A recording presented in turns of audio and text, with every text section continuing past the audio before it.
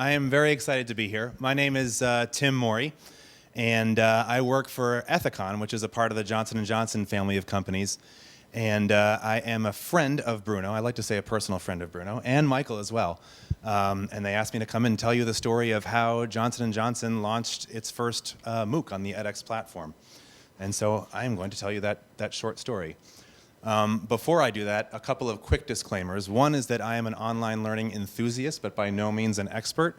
So although I'm standing up here talking, I'm actually really here and more excited to talk to all of you afterwards and hear all the great things that you all are doing, because I am just winging it. And the other is that, like I said, I'm an employee of Ethicon, but anything you hear from me tonight is my opinion and mine only, and not necessarily speaking on behalf of the company. They make me say these things when they give me permission to come out, so my apologies.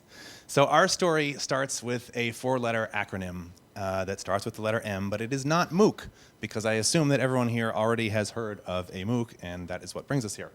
So ours actually starts with a four-letter acronym, MARS. And I promise not to bore you too much, but I want to just kind of give you a context for how we got started with MOOCing, so to speak. And so MARS, in our business, stands for Metabolic Applied Research Strategy. This is the boring part, but hang with me for 30 seconds and then we're going to be cool. So MARS is a research initiative, a multi-million-dollar, multi-year research initiative that we at Ethicon embarked upon back in 2007. And the goal was to basically study how bariatric surgery, which is also known as weight loss surgery, how it works. Exactly how does it work? And if we could break that down and get a good understanding of that, we would be able to better predict outcomes, improve existing therapies, and potentially even invent newer, less invasive ways of combating obesity. We make medical instruments currently that are used for minimally invasive weight loss surgery. But if it sounds kind of drastic to have your stomach cut up and rerouted, it kind of is. And so a lot of people don't want to do that. So we thought, well, we can figure out how the surgery is really working, what types of hormones it's targeting and things like that. Maybe we could design something a little less invasive that people would be a little more willing to go to. And so we partnered with two big institutions, one at Mass General Hospital and the other at University of Cincinnati, and they started just researching the hell out of obesity and getting a new understanding of that, and then researching the mechanism of action by which the surgery works. So that's the boring part, that's out of the way. I just wanted to give you some context as to what our mountain of content was that we were sitting on. And so we haven't invented a new device, by the way, so no stock tip for you to like jump on J&J, but we're working on it. But we started unearthing some really great content as a result of these studies that were really reshaping the conversation around obesity. Why is it so hard to lose weight? Why do people lose weight and then put it back on?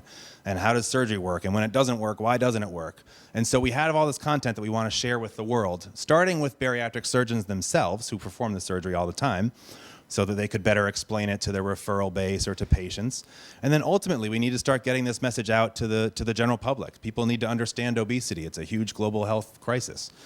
And so we started in a fairly traditional way. We published some studies, or some findings from the studies, as a supplement to Bariatric Times, which is a journal that most bariatric surgeons read. And we published them as a series of debunking myths associated with obesity and bariatric surgery. And we were really surprised, pleasantly surprised, at the response that we were getting. People were really interested in this. They wanted to learn more, and they wanted to sort of meet with the researchers and understand what we were doing in this space. And so then somebody at our company got the bright idea that we should run some in-person events. Not as cool as this one, not this whole like startup vibe, but we would fly the two researchers to like one of those gray-walled hotel conference rooms, and then we'd fly a bunch of surgeons in, or nurses and allied health professionals, and they would sit at tables, and up comes the PowerPoint, and the two lead researchers would spend 2 days walking through the research findings and educating them about MARS.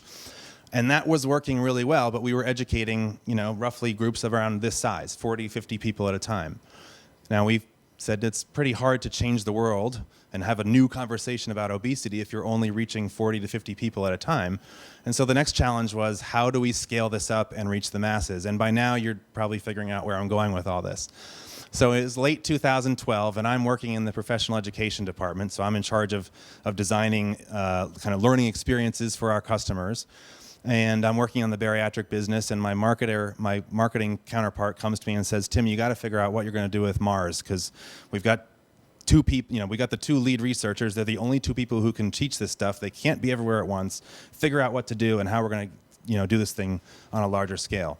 And it was 2012, and I've got one eye on the higher ed space, and I'm looking at what's going on with MOOCs, and I'm actually taking a MOOC, Jennifer, at that time on gamification through Coursera. Right on. Sorry. So I've got MOOC fever at this point, right? So I'm interested in sort of doing this, and so I sit down in front of my boss and I say, I think I've got a solution for this. I want to turn Mars into a MOOC, and he says, well, what the hell is a MOOC? And so that launched like 6 months of campaigning internally. I bring this point up to you guys because if any of you are thinking of either pitching to a corporation, like Michael, I know you do, work with sort of opening new open edX instances for companies and whatnot. Like, I was amazed. I thought everyone was into this. The New York Times article proclaiming, 2012, the year of the MOOC, had just come out, and I thought this was on people's radar. It is not. It was not, and most people still have no idea what a MOOC is. Even in my company, I'm known as the guy who does the MOOC thing, but it's like kind of strange. And they'll say to me, "How's MOOC?" I'm like, "It's not how's MOOC. It's how's the MOOC going." So I sort of an aside to just say that although it's obviously something that we've all self-selected and we've come here tonight to kind of learn about it, it's not as out there as perhaps you might think. So I had a lot of enthusiasm for this. I sold the idea, and then it was like, all right, so how are we going to actually do this? We had an online portal that was not so great. We make medical devices. We're not great in IT, and we don't have guys doing what Vishal's doing. So we didn't have a great solution. And so I started shopping around a little bit. And I actually tuned into a web chat that Anant Agarwal was doing on Boston.com one day. And someone typed in, hey, are you guys interested in, would you ever consider allowing non-universities to be on your platform? And he typed back, yeah, in fact, we're exploring opportunities right now. And I was like, holy cow, I could maybe do this. So I hopped on my email and I went on to edX.org and hit the contact us thing and just sent an email saying I work for J&J, and I'm sure they're thinking J&J $signs. But I said I'm interested in potentially licensing your platform. Next day I had a call from them, and away we went. And so we licensed the platform from them and started building. And then I'll say this: I said earlier I'm an online learning enthusiast, not an expert. I then had to build this course, and Bruno helped me out with it for sure. But as someone with no experience doing this sort of thing, I mean I've done educational work before, but nothing online. I was able to author the course no problem on my own, just going into studio and just doing it. And that's someone with zero experience, people. So I found it to be a nice platform to work with. We didn't customize it or hyperextend it like these guys did. We just kind of took their off the shelf and had them. We had them create us our own instance of edX, but it's very similar to what you see on the main edX.org site. And it worked really nicely for our purposes. I will say there were some definite doubters within our organization. I said, look, I want to turn this thing into like a 6-week online course. And people said, dude, we're a medical device company. You're never going to get surgeons to come back week after week and take an online course. I mean, this is not their space, and this is not going to work. But my kind of feeling was as a content marketer, I actually kind of switched roles throughout this process. I started on the education space, then moved into marketing, which was great because when I was in the education space, I built the course, then I moved into marketing and figured out how to promote the course. But as a content marketer, I said, yes, we live in the path of this tidal wave of information, but if you build content that is credible and trustworthy and transparent, people will show up. Will they complete the whole thing? Probably not, but if you're delivering something of value to your customers, they're going to do it. And so we ran the course. We've now run it twice. And I'll just give you a quick glimpse of kind of what our metrics look like. So again, we call it a MOOC. I would say it's really not quite to that level. We've had 1,900 people take it so far through 2 runnings. Roughly a 50% participation rate, which we think is actually pretty good relative to other MOOCs that you see on Coursera or edX or elsewhere. And by participated, we mean actually just showed up at some point and accessed the courseware. We had about a 13% completion rate, which is, I think, a little higher than what you typically see. And our average engagement of those who participate. So I took the 50% who never showed up, and those folks I'm not counting, but the folks who actually showed up, of about 3.5 hours of total content. The average participant spent 1 hour and 26 minutes with us, and about 8% of them watched all of the videos at least once, which is really good. I don't know how many of them were teenage girls on their beds like this. I'm not sure. That was probably a poor choice of picture. And then we, of course, surveyed them at the end, right? So these percentages that you see are the top 2 box scores. So we asked them on a scale of 1 to 5, highly likely, et cetera, or strongly agree, whatever. Overall, this was an excellent, I don't need to read this through for you guys, you see it. So the metrics on this were pretty good. The things that we were excited about were that 94% said yes, they would definitely be interested in taking another course from us. That told us, like, we're onto something here. Obviously, you like to see that it's valuable to their practice. I like to think that the low end here on 78% who said that their perception of Ethicon has improved. I like to think it's because they already thought pretty highly of us, but not sure. And now I'm going to cherry pick for some data. So we asked them, did you learn as much as you typically do at an in-person course? And we had 80% who fell into those top 2 boxes, and then 84 who agreed that they learned as much as they do in other online courses. And then I had a free text field where I just said, how does your experience compare to typical in-person? And my favorite, of course, was a person of very few words, but very eloquent. Better, respondent number 6. So I cherry-picked that, but of the out of the survey, so out of the last running of the course was around 900 people, and we got about 88, I think, survey respondents.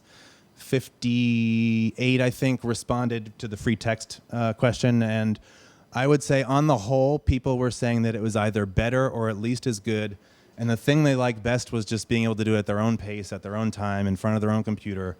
I had one who said, I like being able to do this kind of in between office hours or between cases, and it's just, as much as we think surgeons and medical professionals aren't going to latch onto this, they're busy people, and this does actually kind of suit their lifestyle, I think. And then as far as how it compares to other online courses, I will say I am humbled by looking at what McKinsey Academy is doing. Their platform totally rocks, and to see the dashboard and the hyperextension they've done. If anyone who took my course went and took a McKinsey Academy course, they would not be saying that mine was 1,000,000 times better. I can assure you of that. But relative to traditional online learning that had sort of pre-MOOCs, I think it really is a vastly better experience, and we're very excited about what we've been able to accomplish in a fairly short time with this first MOOC that we've done. And we're sort of at a position now where we're trying to figure out where to go. But a couple testimonials. One was a patient who found their way to our course, because it is open to anyone. And it was someone who's struggling with obesity, and they said, as an obese person, I used to think I was doing something wrong when diets would fail. So the fact that our course found its way to this person and they're being a little more compassionate to themselves, that's not a bad thing. And then a doctor who said, my approach to patient interactions is going to be different and more unique to each individual. This has opened my eyes to everything we've been getting wrong for years. So to know that we're really changing the conversation on a much bigger scale than before is just really gratifying to me on a personal level. So we get excited thinking about how is this going to change the way we do professional education. I get excited about how this is going to change the way we do marketing.